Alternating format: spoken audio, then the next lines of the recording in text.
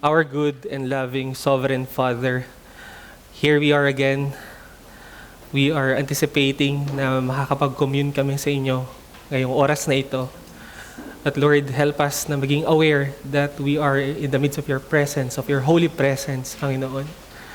Alam namin how spiritually dry kami nitong past week na to, Lord. And help us, Panginoon, na mag-beg talaga ng forgiveness sa inyo. Alam namin, Lord, na walang makasalanan na inaantok na humihingi ng kapatawaran. Walang inaantok na nasa presensya, nakipag-commune sa isang banal na Diyos. Lord, that's why help us, Panginoon, na ibigay yung aming enerhiya sa pakikinig ng inyong salita. And it's really a great privilege, Lord, na i-represent ang prophetic ministry ng Panginoong Jesucristo. Lord, but unlike Christ, Lord, napaka-weak ng inyong servant, napaka-flawed. Lord, that's why we are really asking for your enablement. At ilagay niyo po kami sa aming dapat kalagyan. It's not my job to convict people. It's not my job to convert or to sanctify or to edify. It is your job, Lord. All I need to do is to unleash your word and be faithful sa salita ninyo, Panginoon. Help me, O Lord. We ask this in the name of our Lord and Savior, Jesus Christ. Amen. Let's go straight po sa ating text. Ngayong hapon, we will read Malachi chapter 1, verses 1 to 5. Again, Malachi chapter 1, verses 1 to 5. Verse 1, the oracle of the word of the Lord to Israel by Malachi. I have loved you, says the Lord. But you say, how have you loved us? Is not Esau Jacob's brother? Declares the Lord. Yet I have loved Jacob, but Esau I have hated. I have laid waste his hill country and left his heritage to jackals of the desert. If Edom says, we are shattered, but we will rebuild the ruins, the Lord of hosts says, they may build, but I will tear down, and they will be called the wicked country, and the people with whom the Lord is angry forever. Your own eyes shall see this, and you shall say, great is the Lord beyond the border of Israel. Well, for sure, katulad ng sinabi kanina sa Sunday School, ang book ng Malachi siguro ang pinaka hindi tayo pamilyar na libro sa Biblia. In fact, napakaliit ng atensyon na nakukuha nito from churches at sa ibang mga Kristiyano. At kung magiging honest lang tayo, ang tanging bagay siguro na alam lang natin patungkol sa Malachi is that it is the last book of the Old Testament.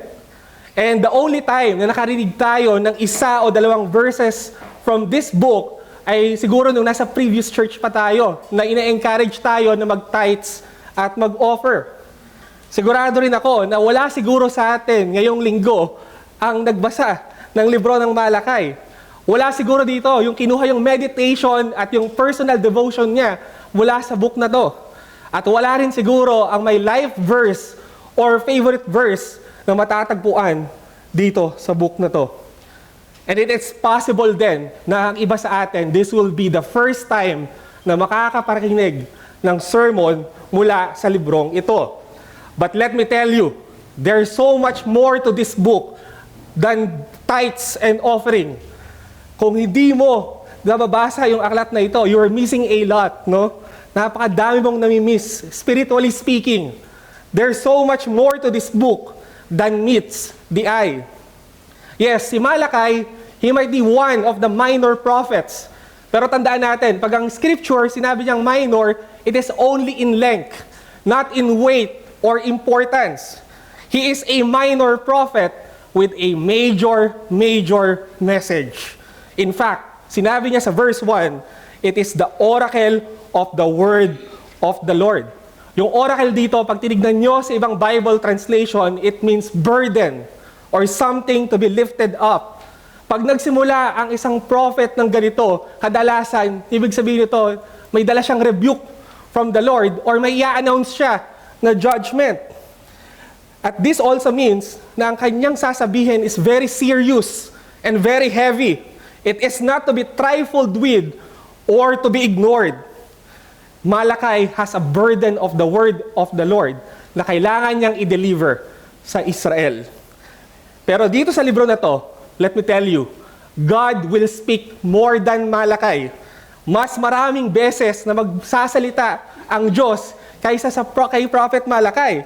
No less than 47 out of 55 verses ay directly spoken by God. Kaya pwede nating sabihin na ang book ng Malachi is a direct speech from God. That's why we better listen sa pangaral na to. At ang Israel din, they better listen sa sasabihin ni Prophet Malachi because this will be the last word of prophecy na maririnig nila prior to the 400 years of silence. Yes, si Malachi ang huling beses or huling boses ng Diyos bago manahimik ang kalangitan sa loob ng 400 years. Ang susunod na prophet sa kanya is John the Baptist. At pinoproclaim niya dito yung arrival ni Christ. Kaya kung i-imagine natin, no, if you're going abroad, kung mawawala ka ng matagal, di ba yung sasabihin mo, check, napaka-importante. At aasahan mo na yung kausap mo ay makikinig talaga sa sasabihin mo. Kaya yung Book of Malachi, it will serve as God's final instructions. So they are very important. Now, napaka-apparent sa book ng Malachi na nagsulat siya sa people of Judah during the post-exilic period. By the time of Malachi, nakalaya na from Babylonian captivity ang mga tiga-Israel. Actually, for more than 100 years na. Na-rebuilt na nila yung temple at meron na ulit sacrificial system na operational. Ang iniintay na lang nila ay yung mga pangako ng mga prophet na blessings na marireceive nila once nakalaya na sila sa Babylon. Pero sa panahon na to, there was a little indication na matutupad yung mga to. Para bang hindi to mangyayari anytime soon. Kasi wala pa yung great restoration, wala pa yung kingdom na sinasabi ng mga prophets, at wala pa rin yung Messiah na pinangako sa kanila. At alam niyo kung ano nangyayari? Kabaliktaran pa. The people of Israel na nag-return sa kanilang lupain ay nagsasuffer. They were still in bondage. Servant pa rin sila ng Persian Empire. Sa panahon na to, wala ring Davidic king. They are living in a time where the king that is over them is not their king. Ang meron sila, governor. And one more thing, nung panahon na to, they haven't heard from God for quite a long time.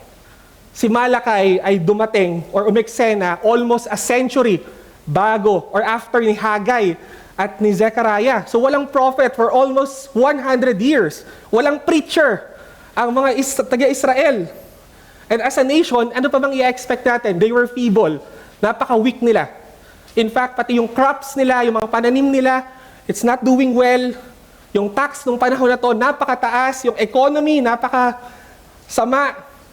At kailangan pa nilang ibenta yung mga anak nila to slavery para lang makasurvive sila. Sa panahon na ito, araw-araw kailangan nila na iraos. Kailangan nilang mag-survive. At tingin nila, hindi dapat ganito. Hindi dapat ganito kung tinupad lang daw ng Diyos yung mga pinangako niya sa kanila. At syempre, ano ba bang i-expect natin kung ganito yung kalagayan nila? It led them to spiritual lethargy. Nang hina sila sa pananampalataya, nag-lead to sa apathy. Naging complacent sila sa spiritual walk nila. At yung mga kasalanan na nagagawa nila, mas matindi pa, bago pa sila maging nung pre-exile na period. Nanlalamig na sila at tinatamad na sila, napapagod na sila sa paglilingkod sa Diyos. Pati yung worship nila half-hearted. Sobrang spiritually dry nila. Umaawit sila sa Diyos pero walang enthusiasm. Ang binibigay lang nila ay lip service. Their hearts were far from God. Hindi sila namumuhay sa pananampalataya. In fact, during this time, wini-withhold nila yung tithes nila. Hindi sila nagbibigay ng ikapu. At meron ding rampant corruption among the priesthood. No? Ang ginagawa ng mga priests during this time, mga polluted offerings ang inaalay nila sa Diyos. Yes, nagpa-function yung priesthood but it's not functioning correctly. Yes, na-rebuild yung temple, it was operational, pero yung true worship, hindi pa nagre-resume talaga. They are spiritually numb. No? Namamanhid na sila, matigas na yung kanilang puso, and they are so bitter towards God dahil dun sa kalagayan nila. At ngayon, si Malakay, ito yung magiging job niya. Ire-rebuke niya yung mga taong ito dahil nineglect nila yung true worship sa Diyos at tatawagin niya ito sa pagsisisi. Pero napaka-unique nung opening ng prophecy na to. Kung papansinin ninyo, ang mga oracle, normally nagsisimula agad yan sa pronouncement ng judgment. Pero itong book na to, ito lang ata yung may gantong uri ng opening. The Lord's first word to Israel is that, I have loved you. Imagine, this is the first words na narinig nila sa Diyos. At mas maganda kung malalaman natin yung ibig sabihin nito. Yung Hebrew verb na to is in perfect tense. So ibig sabihin nito, I have loved you and I still love you now. Ito yung isang pag-ibig na nagko-continue sa present kahit ang dami na nilang pagkukulang. Despite their shortcomings, ang unang ginawa ng Diyos ay i-assure na mahal sila ng Panginoon. Alam nyo, ang daming correction, ang daming rebuke dito sa aklat na to, pero ang unang ginawa ng Diyos ay pinaalam niya na mahal pa rin niya yung mga Israelita. Pero napaka-shocking ng magiging response ng mga taong ito. Malalaglag yung panga mo kung makikita mo yung naging sagot nila. Hindi sila nakumbinse doon sa deklarasyon ng Diyos. Napaka-sarcastic at napaka-arrogante ng magiging sagot nila sa Panginoon. Sabi nila, how have you loved us? In effect, sinasabi nila, Lord, kailan mo kami minahal? Paano mo kami minahal? Kasi we haven't really noticed much love from you. It doesn't look like we are being loved. What have you done for us lately? Lord, sigurado ka ba? Pagmamahal ba to? Because it seems like it's your wrath. It seems like it's your hatred. Yung pinararamdam mo sa amin. Imagine, here's the God na tirelessly naging mabuti at pinulfill yung covenant commitments niya sa Israel. And now they have the audacity to question His love. Dahil nasa state sila ng spiritual rebellion, it sounded good na mahal sila ng Diyos, pero it was not convincing. Kaya nga tila china-challenge nila ngayon si Malakay na i-convince sila na mahal talaga sila ng Panginoon. Malakay ay dumating sa panahon na nag-i-struggle ng maniwala yung mga tiga-Israel na mahal talaga sila ng Diyos. Dahil sa napakatinding paghihirap na dinadanas nila, plus wala silang prophet for almost a century. In this environment, madaling maintindihan na madi-discourage talaga sila at magiging skeptic sila sa sasabihin sa kanila. Lalo na, ay hindi sila agad basta-basta maniniwala na mahal sila ng Panginoon. Kasi wala namang nagpaalala sa kanila. It's been 100 years since the last prophet before Malakay. Kaya nga ang early lesson at application dito, no, makikita natin, ganito yung sasapitin mo kung hindi ka nakakapakinig ng salita ng Diyos. Like Israel, it will make you miserable, skeptical, hostile towards God. Walang hindi nakapakinig ng salita ng Diyos ng matagal na lumakas palalo spiritually. Diba? Hindi mo i-expect ang isang tao na ang tagal nang hindi nakakapakinig ng salita ng Diyos na mas lalo pa siyang tatatag. Be thankful din kung naririnig natin on a regular basis yung salita ng Panginoon. Huwag natin siyang i-take for granted. I-take advantage natin yung means of grace. Kasi inordain ng Diyos na only in preaching, only through His Word na ma-affirm at mapapaalalahanan ang kanyang mga tao ng kanyang pag-ibig. Kaya dapat we always strive to hear the Word. Kailangan ipaglaban natin yung kalusugan ng ating mga kaluluwa. Pero before we judge them, no, let us pause muna and try to put ourselves sa kanilang condition. Imagine, may pangako sa'yo na pagpapala, tapos hindi nangyayari. Ang nangyari pa yung kabaliktaran. There's so much suffering. Ngayon, nag-doubt na sila sa pag-ibig ng Diyos. Di ba napaka-familiar sa atin nun? This sounds familiar.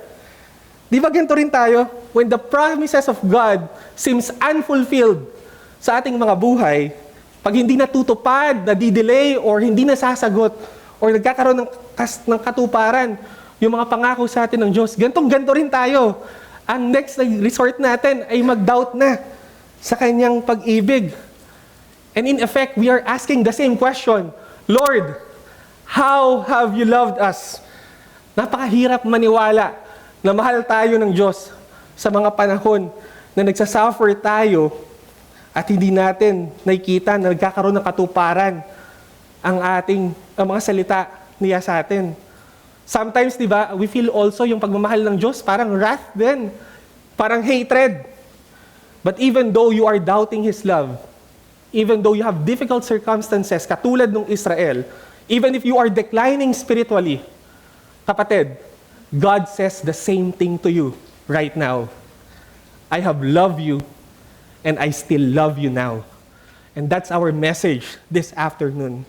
That even in times of difficulties and spiritual decline, the love of God remains the same for His people.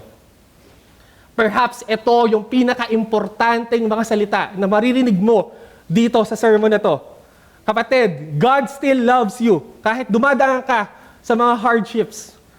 Hindi ibig sabihin na may problema ka at may suffering ka, hate ka na niya.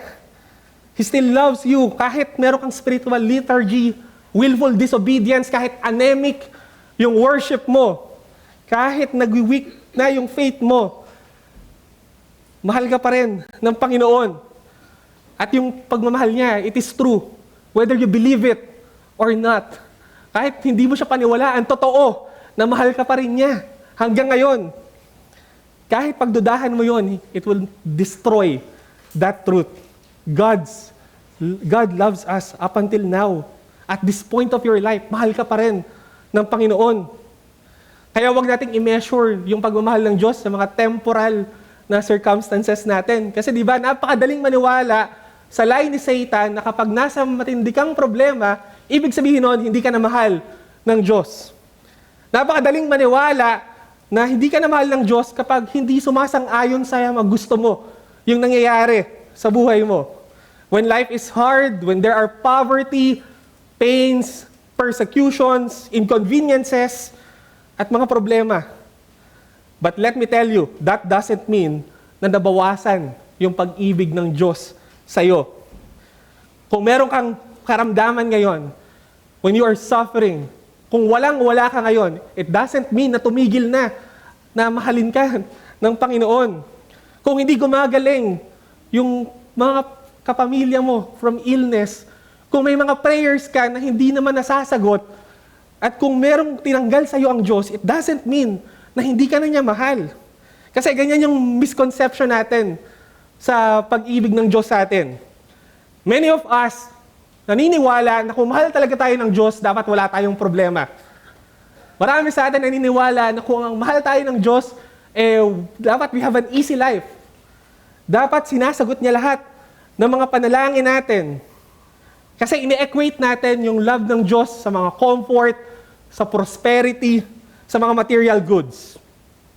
Madali kasing sabihin na mahal tayo ng Diyos kapag maganda yung nangyayari sa atin. Di ba? Sobrang confident mo na mahal ka ng Diyos pag pinagpapala ka. Sobrang confident ka na mahal ka ng Diyos kapag nakukuha mo yung gusto mo. Pero let me ask you, hindi na ba siya loving kapag nahihirapan ka na? Hindi na ba siya loving pag hindi niya na sinasagot yung mga panalangin mo? Di ka na ba maniniwala sa pagmamahal niya pag wala na siyang blessing sa'yo? Diyan mo ba sinusukat yung pagmamahal ng Diyos? Talaga ba? After ng maraming kabutihan ng Diyos, sa punto pang ito, dito mo pa siya pagdududahan? Dito ka pa hindi maniniwala na mahal ka niya? Sinong paniniwalaan mo? Yung feelings mo na sobrang fickle, na laging nagkakamali, o yung integridad ng salita ng Diyos na nagsasabi na mahal ka niya, minahal ka niya, at up until now, mahal ka pa rin niya. Listen to this. It is never said in the scripture na ang mahal ng Diyos ay magkakaroon ng trouble-free life. Hindi sinabi sa scripture na magkakaroon ng komportableng buhay. In fact, sabi sa Hebrews 12 verse 6, "For the Lord disciplines the one He loves, and chastises every son whom He receives." Kaya kilabutan ka kapag hindi ka nakaka-experience ng pagdisiplina ng Diyos or kapag hindi ka nakakapag-experience ng mga sufferings. Kasi baka illegitimate child ka. Baka hindi ka anak ng Diyos. Pag tinuloy pa natin yan, verse 10 to 11 sabi, "For they disciplined us for a short time, as it seemed best to them. But He disciplines us for our good, that we may share His holiness. For the moment, all discipline seems painful rather than pleasant. But later, it yields the peaceful fruit of righteousness." Have you heard that? Una sa lahat, discipline is only for a short time. Wala sa atin dito na entire lifetime niya ay didisiplinahin siya ng Diyos at magsasuffer siya.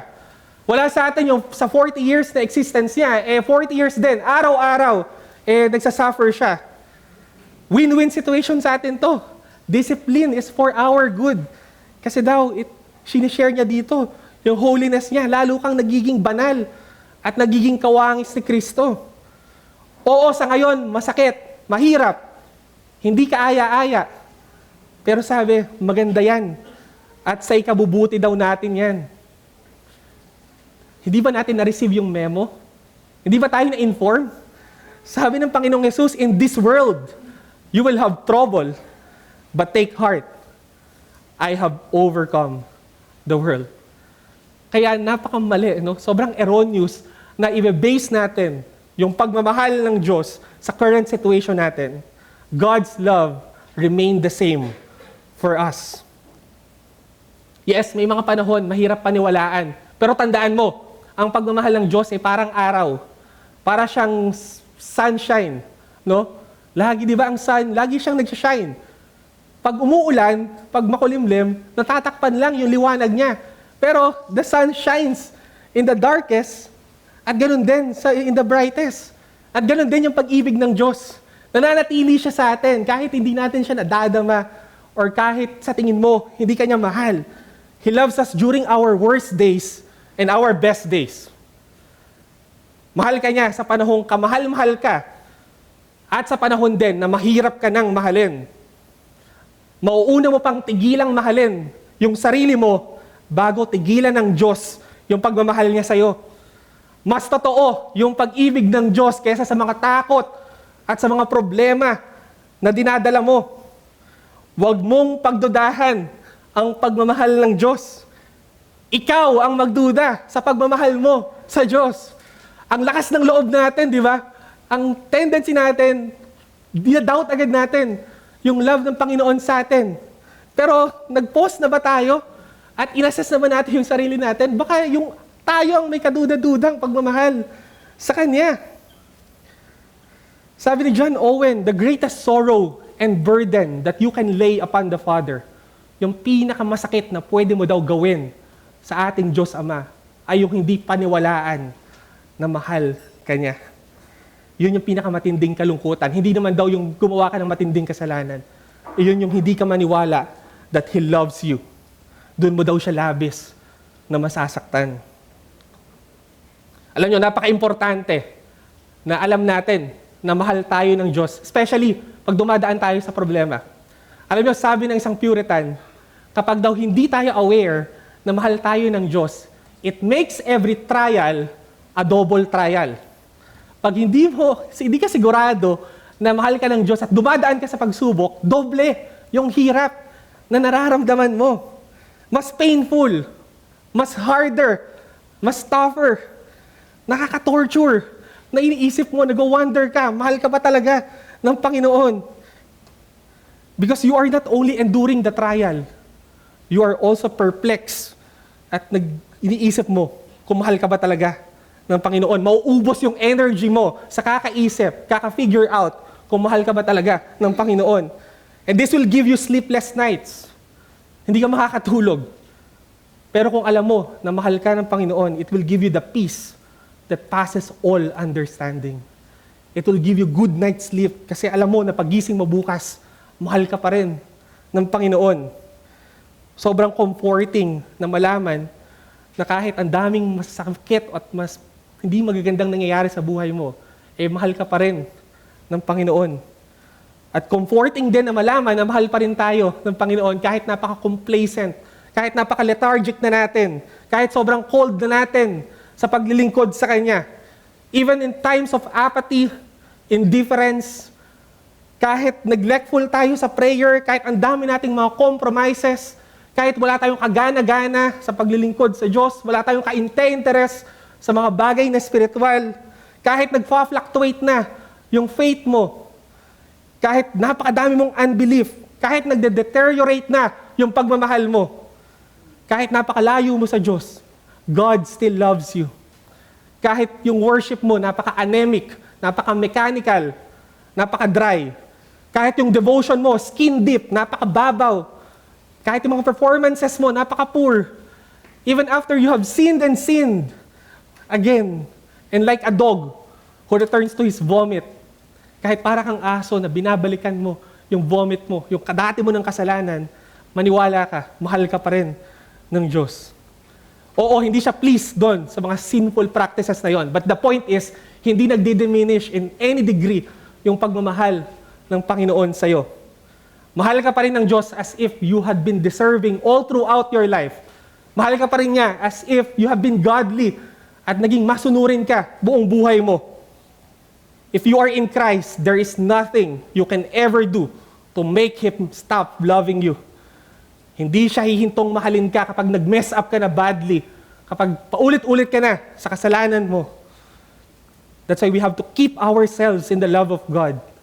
Keep yourselves within the sphere of God's love. At nawa, magamit yung message natin ngayong hapon para i-assure tayo at bigyan tayo ng bedrock confidence na sa punto pa lang to ng buhay natin, mahal pa rin tayo ng Panginoon. Despite of all our failures and shortcomings, we can be assured na mahal pa rin tayo ng Diyos. At based sa ating passage, ano daw yung mga ebidensya na mahal pa rin ng Panginoon ang Israel amid difficult circumstances at yung spiritual declension nila? Well, makikita natin may dalawang pruweba. It is in verse 2 and 2 to 3, the selection of the Israelites, and sa verses 3 to 5, the devastation of the Edomites. So verses 2 to 3, I have loved you, says the Lord. But you say, how have you loved us? Is not Esau Jacob's brother, declares the Lord? Yet I have loved Jacob, but Esau I have hated. Yung Hebrew word na ginamit dito sa love and hate, no, ni Malakay, ay nagre-refer to sa free choice ng Diyos na piliin yung isa para magkaroon siya ng covenant relationship. Yung to love dito is a covenantal language. It has a sense of choosing. And yung hate naman, it has a sense of reject. Hindi ito yung kung paano natin siya naiintindihan ngayon. Di ba? Pag inisip natin, hate is having no love at all. Yung hating and loving dito, it's not personal, hindi siya emotional, but it is providential. Ang Bible, pag nilarawan niya or sinabi niya na mahal ng Diyos ang isang tao, it means that He has a special favor or He has chosen to favor them. And ganoon din, yung hating. Ibig sabihin lang, hindi niya pinili na paboran ang mga ito. Kumbaga, ang pinakamalapit siguro dito is, the real thought here is accepted and rejected. So sinasabi niya dito na pinili daw ng Diyos si Jacob over Esau. Sa kanya, pinili na inherit na maging tagapagmana ng promise na binigay kay Abraham. Medyo mahirap tong maintindihan. Somehow, it is illogical kasi during that time, yung custom dati is that kung sino yung mas nakakatanda, kung sino yung unang pinanganak, ay siya yung most likely candidate para piliin ng Diyos. Kaya nga dito ay talagang somehow nagulat. This is shocking para sa mga Israel. Pero it is very clear sa Romans 9. Thank God for Romans 9 na natagpuan natin yung answer sa verses 10 to 12. Sinabi doon, and not only so, but also when Rebekah had conceived children by one man, our forefather Isaac, though they were not yet born and had done nothing either good or bad, in order that God's purpose of election might continue, not because of works, but because of him who calls. She was told the older will serve the younger. As it is written, Jacob I love, but Esau I have hated. So sinasabi dito na pumili ang Diyos even before they were born. Even nung hindi pa sila nakakagawa ng anything good or bad, namili na ang Diyos. Hindi based dun sa performance. They were chosen not dependent on anything they had done, but they were chosen before they could do anything good or bad. In-exercise lang ng Diyos yung sovereignty lang niya. It was an act of pure grace. Walang ibang rason. Hindi dahil special sila. Hindi dahil mabuti sila. Hindi dahil better ang Israel.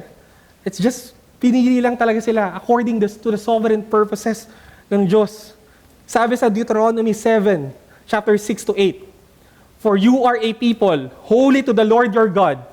The Lord your God has chosen you to be a people for his treasured possession out of all the peoples who are on the face of the earth. It was not because you were more in number than any other people that the Lord set his love on you and chose you, for you were the fewest of all peoples. But it is because the Lord loves you and is keeping the oath that he swore to your fathers." Yun lang yung rason bakit sila pinili. God is keeping the oath na swinor niya sa kanyang father, sa mga fathers ng Israel. He's just faithful. Yun lang yung dahilan. Ang nilavish ng Panginoon sa Israel is a distinguishing love. No? Kumbaga, pinili lang yung line nila for a special purpose. At alam natin na lineage ng Israel, dun manggagaling yung Messiah. Ang point dito, nire-remind ngayon ni Malakay ang mga taong ito na yung God's choice of Jacob and yung rejection niya kay Esau, ito yung primary evidence na mahal talaga sila ng Panginoon. Ganito ka-special, no? Yung pagmamahal niya that he did not love other nations. Hindi niya pinili yung iba. This is what he is saying here. Yung continued existence ng mga taong ito, despite ng mga shortcomings nila, ito yung clearest evidence na mahal pa rin sila ng Panginoon. And that's the point. The overwhelming evidence of God's abiding love for his people was his choosing of us over others on the basis of mercy and sovereign purposes. Ito lang yung dahilan kung bakit, ito yung proof talaga, matibay na proof ng pagmamahal ng Panginoon sa kanila. They were totally undeserving. Pero pinili sila ng Diyos, hindi sa mga nakita niya na porso niya na gagawin at hindi gagawin ng Israel. He will have mercy on whom He will have mercy, and He will have compassion on whom He will have compassion. You see, nung ang mga tao ng Israel, nagdududa sila at tinatanong nila kung paano sila minahal ng Diyos, ang naging sagot ng Diyos sa kanila ay yung divine election. Ito yung assurance nila na mahal talaga sila ng Panginoon. Ito yung sagot doon sa question nila, "How hast thou loved us?" Sinasabi ng Diyos dito, minahal ko kayo with a free, sovereign, electing love. I chose you over others before you can do anything good or evil, bago pa nyo ma-meet ang any condition. And the same is true sa atin. Ang divine election din ang mag-a-assure sa atin na mahal tayo ng Diyos kahit nasa matindi kang problema. Ito yung overwhelming proof na mahal tayo ng Diyos nung pinili niya tayo before the foundation of the world. This is the clearest proof. He chose us and rejected others. Di ba? Sobrang humbling and comforting ng katotohanan na to. At ito yung panghawakan mo if you are doubting and struggling to believe the love of God. Pag nasa posisyon ka na yung mga circumstances mo makes you doubt dun sa pagmamahal ng Diyos sa'yo, remember, pinili ka ng Diyos not on the basis of what you do or what you do not do, but on the basis of His mercy. Niligtas ka niya at pinili ka niya because hindi dahil good ka, deserving, or lovable ka. Katulad ng Israel, ang reason bakit kanya pinili ay dahil tapat lang talaga siya. Yun lang yung reason. Hindi dahil cute ka, hindi dahil perfect ka, or mabuti ka. Tapat lang talaga siya. Pinili niya tayo over others. Hindi mo mapatom yung katotohanan na yun. Ito yung pinaka-greatest anomaly sa human history. Yung piliin niya ang isang katulad mo at katulad ko.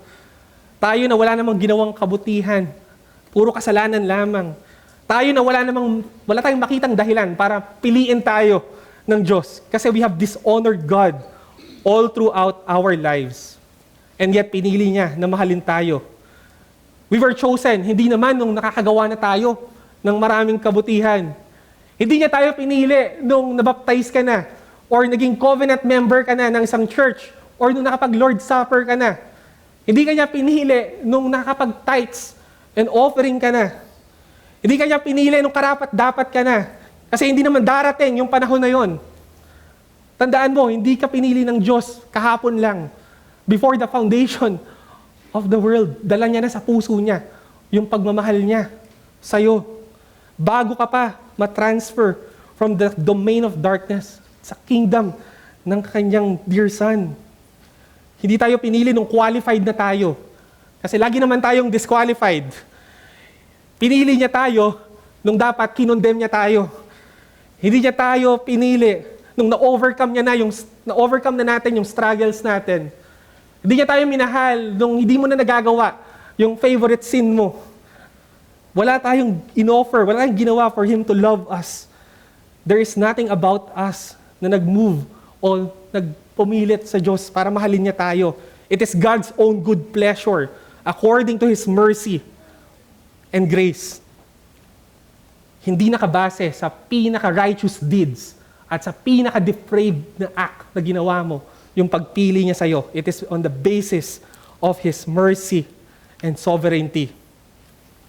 Walang sinabi yung kanta ng Ben and Ben sa pagmamahal ng Diyos na to.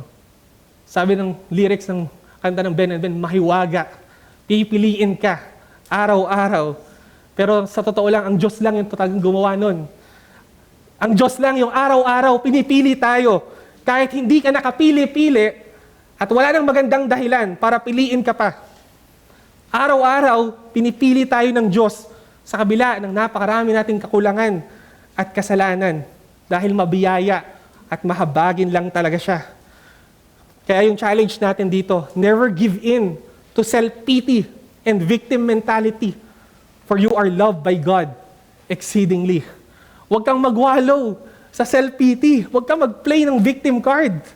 I-resist mo yung temptation na kawawa ka pag nasa gitna ka ng great difficulties. Huwag mong kalimutan yung electing love ng Diyos. I-remind mo yung sarili mo that you are loved unconditionally. Tandaan mo, nilagpasan ng Diyos yung iba. Nireject niya yung iba. There are a lot of better people out there. Pwede naman niyang piliin yung mga mas intellectual, mas edukado, mga cum laude, mga may good moral compass, mga CEO, mga tycoon, mga influential na politician, o yung maraming mga following na vloggers. Pero isipin mo, ikaw yung pinili niya. Why should God be more merciful to you than others? Bakit siya mas maawa sa'yo kaysa sa iba? Anong meron ka? Anong ginawa mo? Di ba wala naman? Mabiyaya lang talaga siya. Pinili ka niya. At ito yung matibay na dahilan na mahal ka niya. Panghawakan mo to kapag dumaraan ka sa matinding pagsubok. Hindi ka kawawa, hindi ka biktima. May kawawa ba na ganito? Minahal ng Diyos ng sobra-sobra? Pinatawad sa mga kasalanan niya? Kinancel yung records ng past, present, at future sins niya. And now He is whiter than snow. Kaawa-awa ba yung isang person na perfectly pardoned as far as the east is from the west? Ano sabi ni Charnock? Napaganda daw ng description na to. Kasi daw yung east and west, never yan magmi-meet. Ganun daw tayo ka-sure na napatawad ng Diyos yung ating mga kasalanan. Magiging east muna yung west, o yung west magiging east, bago hindi niya tayo patawarin. Biktima ba na maituturing yung mga tao na mayroong place in heaven? Yung mga yung sinasanctify ng Diyos? Biktima ba o kawawa ba yung laging may pagkain at pinibigay yung pangangailangan? Biktima ba yung pinagdarasal ni Kristo moment by moment, nag-i-intercede on your behalf? Biktima ba maituturing yung for your sake, the second person of the Holy Trinity was made sin so that He might bring you to God? Kawawa ba yun? Yung inalaya ng buhay ng Panginoong Hesukristo? You are loved more than you know. Hindi maliit na bagay yung sabihin na mahal ka ng Diyos. Greater love has no one than this. Napaka-indescribable ng magnitude ng pagmamahal ng Diyos. Kaawit lang natin ng hymn kanina, yung love of God. Alam nyo, pwede nang tumigil yung lyrics nun, nung sinabi pa lang na the love of God is greater far. Kasi wala ka nang maikukumpara sa pagmamahal ng Diyos. Pero let me tell you a story. Alam nyo ba na yung pinaka-memorable na line dyan ay yung third stanza. At yung third stanza na yon, hindi yun sinulat ni Frederick Lehman. Alam nyo kung saan niya nakita yon? Nakasulat yun sa pader ng isang mental asylum, sa isang mental hospital. Nakasulat yung lyrics dun sa pader, that could we with ink the ocean fill, and were the skies of parchment made, where every stalk on earth a quill, and every man a scribe by trade, to write the love of God above would drain the ocean dry, nor could the scroll contain the whole, though stretched from sky to sky. Alam niyo yung pasyente na to, na itinuturing nila na mentally ill, siya yung may mas better na understanding sa pagmamahal ng Diyos sa atin. Imagine niyo to, yung heaven daw, gawin mo daw papel. Lahat ng mga puno, gawin mong panulat. Yung tubig, gawin mong tinta. At lahat ng creature, gawin mong writer, scribe. Pero hindi pa rin yun sapat para ma-expound at mapaliwanag kahit kakarampot ng pagmahal ng Diyos sa atin. Imagine mo, hindi natin masukat yung heaven kasi gagawin mo yung papel. Yung mga puno, di ba, hindi mo mabilang, gagawin mo lahat yon ng mga pen. Ang total volume ng water on earth is 1.386 billion cubic kilometer or 333 million cubic miles. Alam natin, ang water makes up 71% ng surface ng earth. Merong 5 oceans, may 7 major seas. Gawin mo daw lahat na tinta yon. At lahat daw ng tao, gawin mong writer. As of now, we have 8.1 billion people na nabubuhay ngayon. Gawin mo lahat to. Pero hindi mo pa rin makakapture kahit fragment or hint man lang ng boundless love of God. Matutuyo na yung ocean, pero marami pa tayong pwedeng sabihin. Ang pagmamahal ng Diyos, it is a reality na hindi natin magagrasp. Hindi natin maiintindihan, hindi natin ma-express for eternity. Kaya kung ganito ka minahal ng Diyos, hindi ka kawawa, hindi ka biktima. Kung meron mang entitled to self-pity, it was this man, who though he was without sin, who was wrongfully accused, he was stricken, smitten, and afflicted. His face is marred beyond human likeness. Hindi na maaninag yung mukha niya kung mukha pa ba ng tao yon. He was despised and rejected, and he was even hung on the cross because the Lord laid on him the iniquity of us all. Ito yung nag-deserve talaga ng self-pity. Siya na uminom ng undiluted, ng purong-puro, ng fully fermented, hinog na puot ng Diyos. Unlike Malakay, Christ Jesus has a greater burden dahil ang kanyang pinasan is the cross and the sins of the world. Kaya kung wala ka pa kay Kristo, tama lang, pagdudahan mo talaga kung mahal ka ng Diyos dahil hindi ka pa talaga niya mahal kung wala ka kay Kristo. At lahat ng dadanasin ng problema, it is a double trial. You are pitiful. Kawawa-awa ka talaga kung wala ka kay Kristo. Kaya nga kung habang may panahon pa, lumapit ka sa loving arms ng ating Panginoong Jesus. Tandaan mo, pagsisisihan mo na nabuhay ka pa kung hindi ka lalapit sa ating Panginoong Hesukristo. And then quickly, sa verses 3 to 5, by the devastation of Edomites. Mapapansin natin dito na niremind ng Israel, or niremind ni Malakay dito, yung Israel dun sa devastation na dinala ng Panginoon sa descendants ni Esau para ipakita yung katakot-takot na sasapitin nila or sasapitan ng mga hindi minahal ng Diyos. Makikita natin dito, there were serious consequences. Sinabi dito na i-oppose daw ng Diyos yung prosperity nila at huhusgahan niya yung lupain na ito. Makikita natin yan, no? Sa kasaysayan, talagang pinabayaan sila at dinestroy yung lugar nila. Secondly, it means daw na continue i-oppose ng Diyos yung kanilang mga plano, pag nire-resist nila yung judgment. Sinabi dito na kahit gusto nilang ibuin yung kanilang lupain, pababagsakin. Ipapakolaps pa rin daw to ng Diyos. Hindi daw yon pangyayarihin ng Panginoon. Hindi niya i-allow to na mangyari. At ang pinakahuling judgment niya dito, sinabi niya, idedeklara daw niya yung Edom na isang wicked territory. At makikilala sila sa kasaysayan ng mga tao kung saan galit na galit ang Diyos. So sinasabi lang ng Diyos dito, ito yung judgment na dapat mararanasan, or ito yung mararanasan ng mga taong hindi ko pinili. At sinabi sa verse 5, ang Israel daw, they will see it. They will see the devastation of Edom and will praise the Lord for His greatness.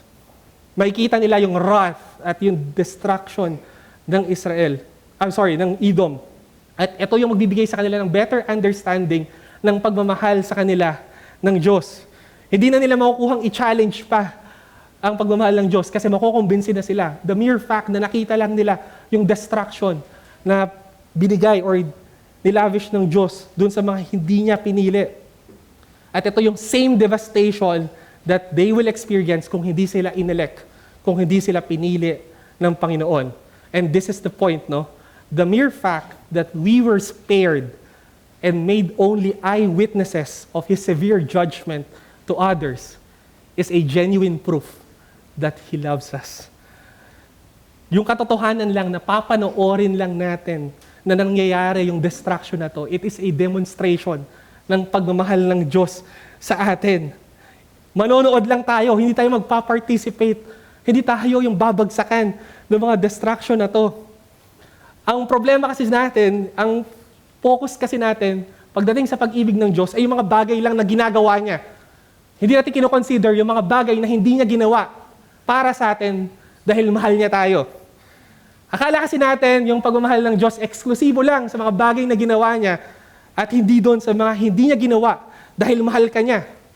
Madali itong maintindihan, di ba? Kapag meron kang mahal sa buhay, there are a lot of things na hindi mo gagawin kasi mahal mo nga siya. Hindi mo siya sasaktan, hindi mo siya gugutumin, hindi mo siya pababayaan.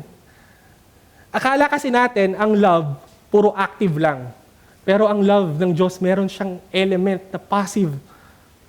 You will realize, no, na mahal ka ng Diyos pag inisip mo lahat ng mga bagay, lahat ng evil, lahat ng harm at danger na hindi niya ginawa sa'yo at inispare ka niya at hinayaan ka niyang makatakas. I can still remember sa isang preaching, I can still remember the date. It's March 14, 2021. Mas naunawaan ko to when Pastor Ramel expounded Romans 9, verses 22 to 23. Sabi dito, what if God, desiring to show His wrath and to make known His power, has endured with much patience vessels of wrath prepared for destruction, in order to make known the riches of His glory for vessels of mercy, which He has prepared beforehand for glory, even us whom He has called, not from the Jews only, but also from the Gentiles. Sabi ni Pastor Rame noon na ang pinaka-ultimate answer sa election ay dito mo matatagpuan. So, hindi daw niligtas ng Diyos ang lahat kasi daw one day masaksihan ng mga vessels of mercy yung kanyang judgment sa mga wicked. Sabi ni Pastor Rame, nagtiyaga, nagpasensya, at inipon ng Diyos yung puot at galit niya. Dinelay niya yung judgment niya sa mga unbeliever para sa isang araw, pag binagsak niya to, matutunghayan daw natin. At doon daw natin mas ma-appreciate kung paano tayo minahal ng Panginoon. Doon daw natin marirealize kung gaano tayo katindi yung pag-ibig ng Diyos sa atin. At magpupuri tayo at makikita natin yung kaluwalhatian niya. I like what he said pa, no? Sabi ni Pastor Ramen, every soul in hell points to the love of Christ.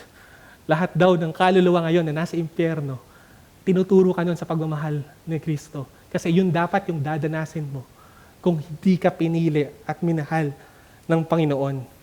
Kaya nga yung challenge natin dito, learn to consider all the harms and all the dangers that God had spared you from when you are tempted to doubt His love.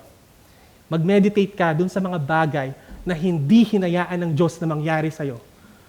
I-meditate mo, isipin mo yung mga bagay na hindi niya ginawa sa'yo at i-interpret mo to as a sign of His love for you.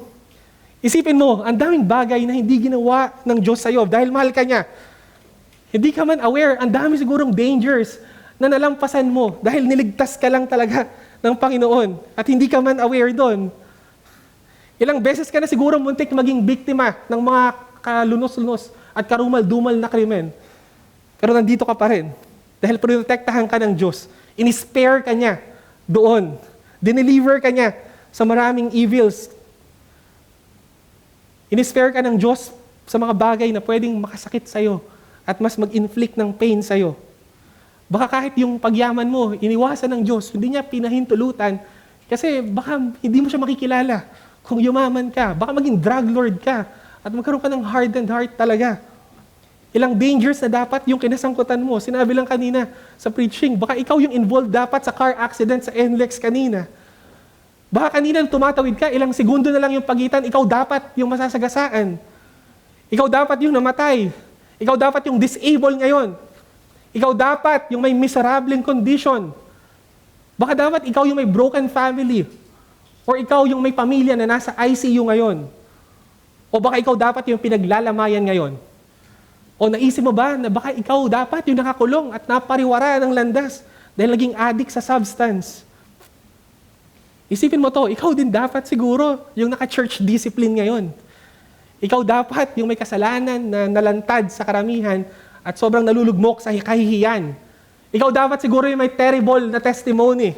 Ikaw dapat yung heretic o member ng cult ngayon. Or ikaw dapat yung excommunicated. O ikaw yung nag-apostatize. O ikaw dapat yung tumalikod sa faith. Ikaw yung dapat yung nag-backslide. Pero sabi ng Panginoong Hesus, I have prayed for you that thy faith fail not. Nirestrain ka lang ng Diyos, pinagdasal ka niya. Pero alam natin, no, kung hindi niya tayo nirestrain, baka mas masama pa tayo kay Ted Bundy, kay Adolf Hitler, sa mga ampatuan. Baka naging mas murderer at serial killer tayo. Kasi we are more Judas than Judas. We are more satanic than Satan. Kung hindi lang tayo i-restrain ng biyaya ng Diyos. Soul mo dapat yung nasusunog ngayon sa hell. Pero ngayon, you are here. You are sitting under the ministry of His Word. In the 19th century, merong isang English reformer and martyr named John Bradford. Nung nakita niya, during the reign of Bloody Mary, nakita niya yung mga kriminal na ine-execute. Nung nakita niya, dahil sa krimen, na-humble siya at inadore niya yung grasya ng Panginoon. Habang pinapanood niya na pinaparusahan yung mga kriminal na to, sinabi niya, "There, but for the grace of God, go I." Naintindihan niya na kung hindi lang sa biyaya ng Diyos, siya dapat yung nasa sitwasyon na yon. Siya dapat yung nasa kondisyon na yon. There, but for the grace of God, go I. Alisin mo yung biyaya ng Diyos, and there goes John Bradford. Siya dapat yung executed. And same goes with us. Take away the grace of God. There goes Jose. Siya yung dapat nag-apostatize. Siya dapat yung ine-execute. Siya dapat yung nasusunog ngayon sa impyerno. Had it not been for the grace of God, tayo siguro yung pinaliliguan niya or isa sa paliliguan niya ng puot niya at yung galit niya sa Judgment Day. Kung hindi lang sa biyaya ng Panginoon. At kung hindi lang din sa biyaya ng Panginoon, dapat tayo yung crucify. Dapat tayo yung nail on the cross. Tayong nilatigo, pinako, dinuroan, sinaktan. Ikaw dapat yung may mukha na hindi na dapat maintindihan kung mukhang tao pa ba yun. Pero pinili ng Diyos that it will be His Son, the Lord Jesus Christ. In-spare ka niya sa maraming bagay at i-interpret mo yung mga bagay na yon as a sign of His love. Never doubt the love of God. Ito yung isipin mo kapag nagdududa ka na sa pag-imahal ng Diyos sa'yo. At again, dun sa mga wala pa kay Kristo, ilang beses mo nang narinig sa sermon na to kung ano yung aabutin mo kung hindi ka lalapit sa Kanya. Kung wala kay Christ, katapusan mo na. Kung hindi siya mag-glorify sa salvation mo, malululhati siya sa destruction mo. Kaya lumapit ka na sa Kanya. Kasi one day, baka kung hindi ka mag-repent, makikita ka namin sa harap namin, ibubuhos sa'yo yung puot at galit ng Diyos. Magsisibli kang, ikaw yung magpo-point sa amin sa pagmamahal ng Panginoong Jesucristo sa amin. Ito pala yung natakasan namin. Ito pala yung in-spare kami ng Diyos. Run to the Lord Jesus Christ. And as we end, there's a story of a pastor named George Matheson na meron siyang hindi na maggagamot na karamdaman na magli-lead sa kanya sa total blindness. Pero ang nangyari ay na-inlove siya sa isang babae at nag-engage na sila. At nung sinabi ni George Matheson dun sa babae na magiging blind siya, ang sinabi ng babae sa kanya is, I do not want to be the wife of a blind man. Naghiwalay sila at sobrang nasaktan si George Matheson. At hindi lang nagtagal, nawala na nga yung kanyang paningin.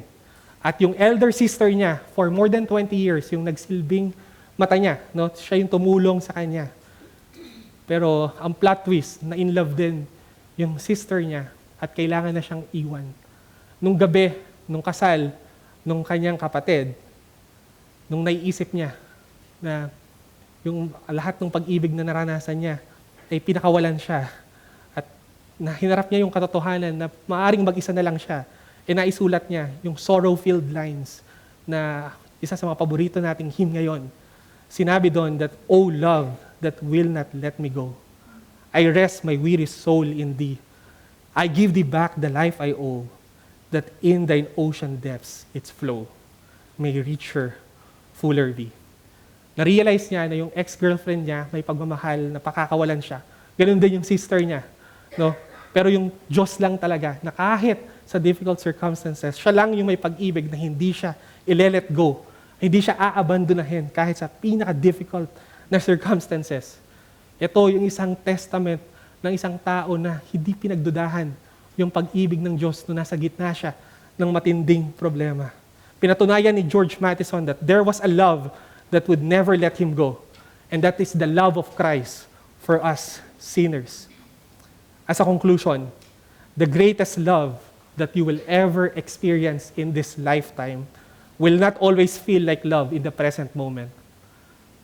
Yet it is the most secured and surest thing in this world. Kapatid, yung pinaka-deepest at pinaka-genuine na pagmamahal na mararanasan mo sa buhay mo, minsan, oo, hindi siya mukhang pag-ibig, pagdududahan mo siya. Pero maniwala ka, ito yung pinakasigurado at pinaka-secured na katotohanan. Kung gusto mo ng pruweba ng pagmamahal ng Diyos sa iyo, ay tumingin ka sa cross ni Kristo. Let us pray.